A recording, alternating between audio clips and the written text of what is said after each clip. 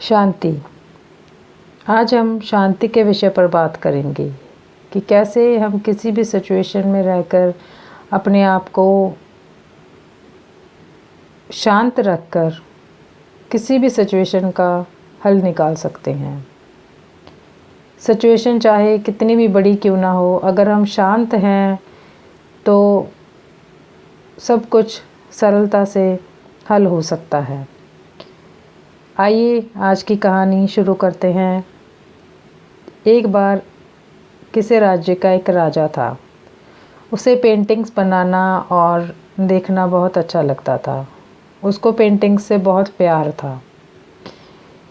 उसके महल में पेंटिंग्स का एक बहुत बड़ा संग्रहालय था। जब भी उसका मन उदास होता तो वह वहाँ जाकर अपने मन को शांति प्रदान करता। एक दिन उसने अपने महल में घोषणा करवाई कि कोई भी इंसान उसको ऐसी पेंटिंग बनाकर अगर देता है जिसे देखते ही शांति का एहसास हो तो वह उससे मुँह मांगी कीमत देगा। अब सभी चित्रकार अपने अपने काम पर लग गए। सब अपना 100% देना चाहते थे कि उनकी बनाई हुई पेंटिंग को अगर राजा देखे तो वो देख के मंत्रमुग्ध हो जाए और उन्हीं को वह मुँह मांगा इनाम दे। अब आया फैसले का दिन। हर एक चित्रकार इनाम जीतने के लालच में अपनी अपनी पेंटिंग्स लेके राजा के दरबार में पहुंच गया। राजा ने सभी पेंटिंग्स को बड़े आराम से देखा और उनमें से उसको सिर्फ 2 पेंटिंग्स ऐसी नज़र आई जिसमें से वो एक पेंटिंग चुन के उनको इनाम दे सके। उसने दोनों पेंटिंग्स अलग रखवा दी। अब इन्हीं दोनों में से किसी एक को चुना जाना था इनाम के लिए। पहली पेंटिंग एक अति सुंदर झील की थी। उस झील का पानी इतना साफ था कि उसके अंदर की सतह तक नज़र आ रही थी और उसके आसपास मौजूद हिमखंडों की छवि उस पर ऐसे उभर रही थी कि मानो कोई दर्पण रखा हो।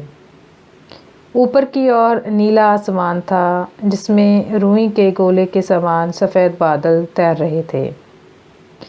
जो कोई भी इस पेंटिंग को देखता उसको यही लगता कि शांति को दर्शाने के लिए इससे अच्छी पेंटिंग तो कोई हो ही नहीं सकती। दूसरी पेंटिंग में भी पहाड़ थे, पर वह बिल्कुल रूखे, बेजान और वीरान थे और इन पहाड़ों के ऊपर घने गरजते बादल थे जिसमें बिजलियां चमक रही थी। घनघोर वर्षा होने से नदी उफान पर थी। तेज हवाओं से पेड़ जोर से हिल रहे थे और पहाड़ी के एक और स्थित झरने ने रौद्र रूप धारण कर रखा था।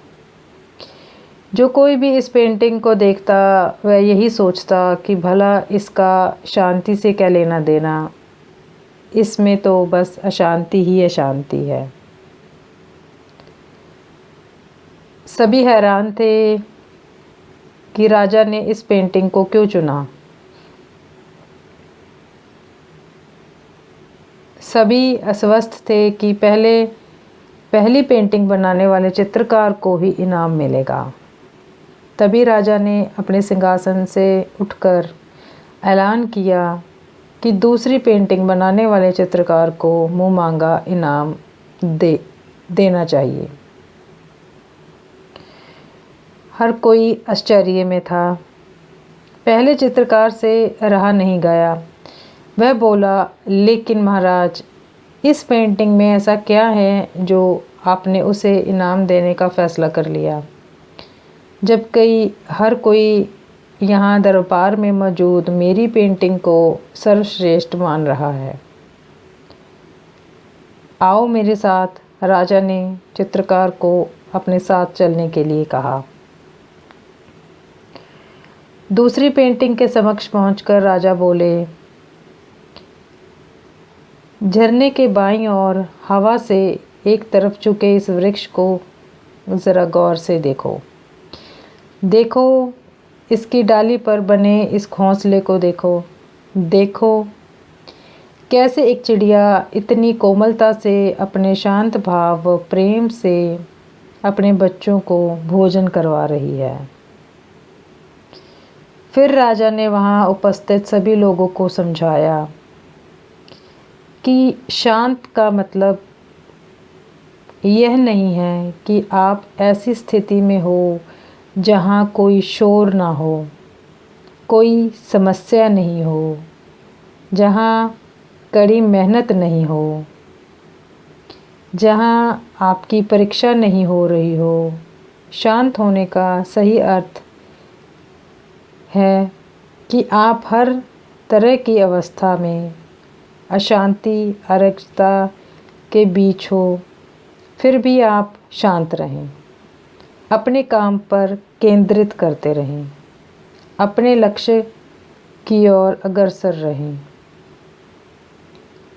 अब सभी समझ चुके थे कि दूसरी पेंटिंग को राजा ने क्यों चुना।